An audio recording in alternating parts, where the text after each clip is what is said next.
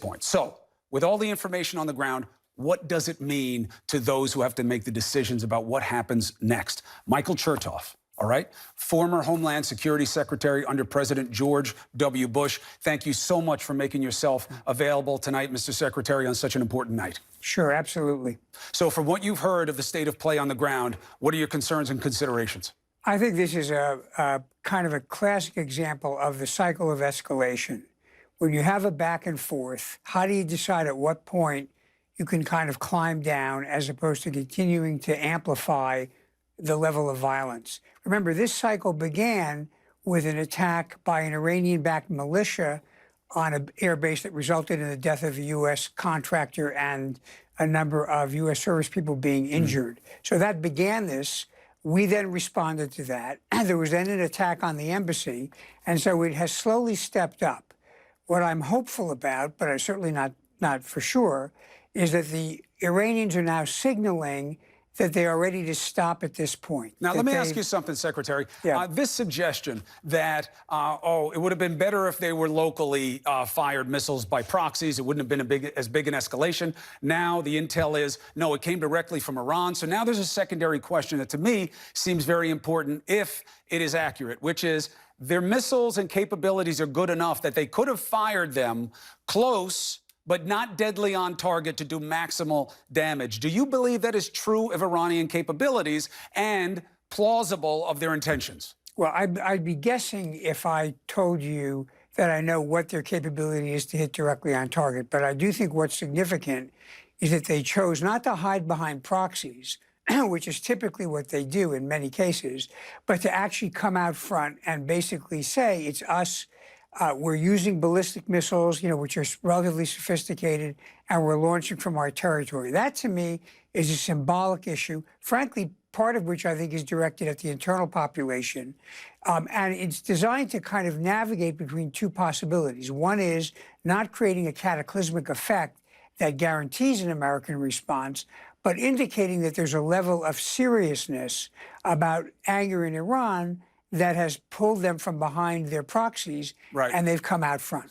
If, God willing, there are no American casualties or worse, does that give the American president space and those around him to say, we don't have, I know what you tweeted, but we don't have to act on that.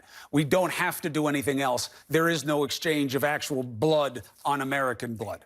I think that's exactly right, Chris. I think if, in fact, no Americans got killed, and I recognize it's tragic that Iraqis apparently got part of this, but if no Americans are killed, there's an opportunity at that point to say, okay, you didn't kill any Americans, we're calling a halt here. Now, that requires you not, dance in the end zone and humiliate the Iranians, because then that kind of pushes them to take the next step. All right, so two more points.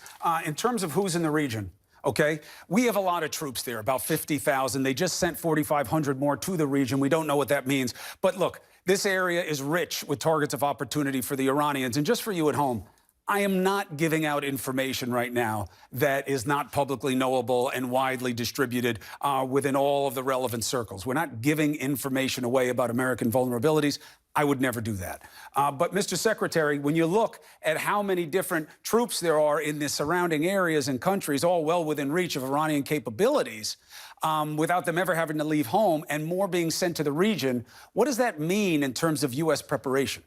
Well, I think it means that, and this is, I'm sure, something that's been underway, that you have to then make force protection of all of your assets, including civilian assets, diplomats, in the region. That has to become a high priority. I mean, it's always been a dangerous region, but I think in this case, you really want to dial it up a little bit.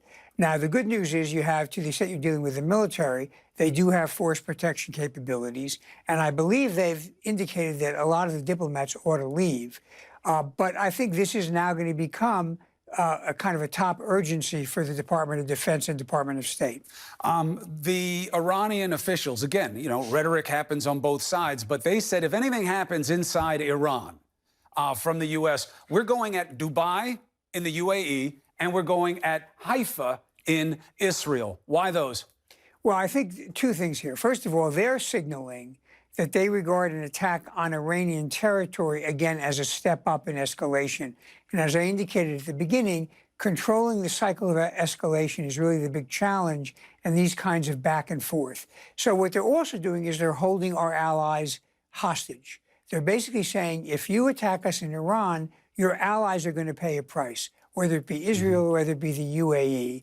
And that, again, is designed to be a brushback to prevent the U.S. from kind of just leaning into taking this up to the next level, which is attacking the territory of Iran.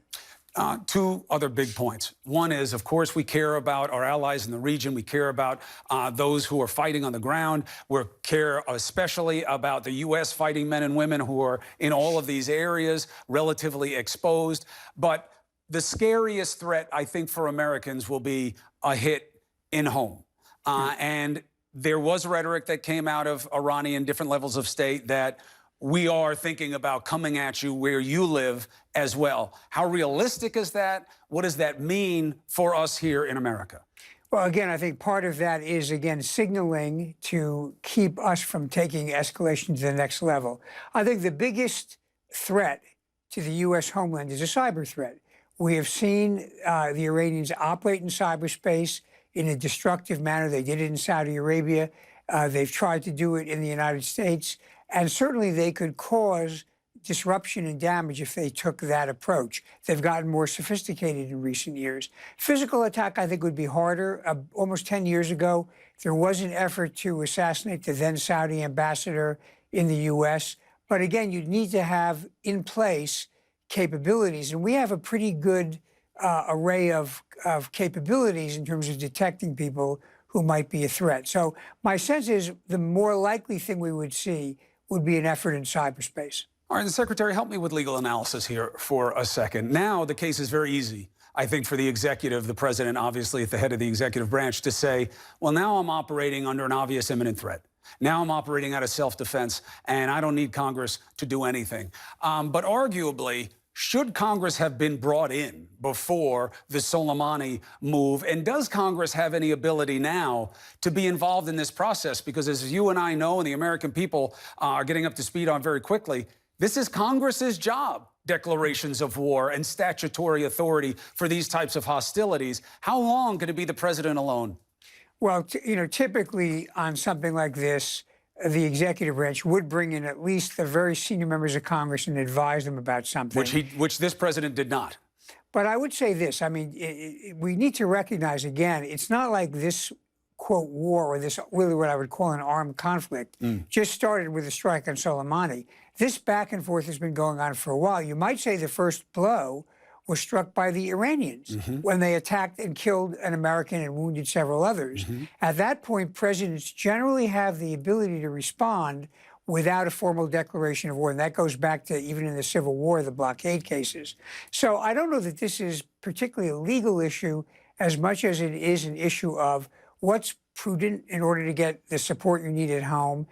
And also, most important to me, what is the strategy? What are you viewing several steps ahead? What's the end game? What's the objective? Right. And I think that needs to be articulated ultimately to the American people if you're asking them to support continued engagement in the region. Well, and I think the absence of that is what is motivating my questions to you, Mr. Secretary. You know, you heard our president say, when asked about Iran earlier, I don't need an exit strategy. It's not necessary. That's crazy talk. As you well know, from a planning perspective, Mike Pompeo, the Secretary of State, reportedly has been working on this and working on the president to do this because this isn't the president's natural disposition. He doesn't believe in these kinds of insurgent actions. He doesn't think they get America anywhere. So if you combine that, there doesn't seem to be a strategy. They couldn't articulate imminent threat, even though Pompeo's had a lot of opportunities. You got questions about it in Congress. What is your level of confidence that this is being done the right way at the highest levels? Well, I have no visibility into what the discussions are. I know there are some very capable people in the national security community that, like the Secretary of Defense, and Secretary Pompeo was, in fact, the CIA director. So these are smart folks. How it works in the White House, I'd be guessing. What I would say, though, is in this kind of a very, very tricky situation, you need to have a clear sense of your objectives. Most of the cases in the past where American involvement in a conflict has been turned out to be, didn't work out so well, has been because we were not clear about what we're trying to achieve. And then there's mission creep, and there's muddled messaging. And in fact, even our field commanders aren't exactly sure what they're supposed to achieve. So given the fact that this administration came in saying no more endless wars, I would think there's a premium to be placed on articulating for the American public, without giving away, obviously secrets, what is the general objective here? And then sticking to that as part of a strategy. Mr. Secretary, I know you basically ran out of an event to come and help us tonight. Your perspective was sorely needed and is greatly appreciated. Secretary Michael Chertoff, thank you very, very much. Thank you, Chris. All right, so now, what do we have going forward? We have gaps in our understanding, and we have very big questions. I think at the top of the list, you have to put, what is President Trump going to do? What does it mean that he didn't speak tonight?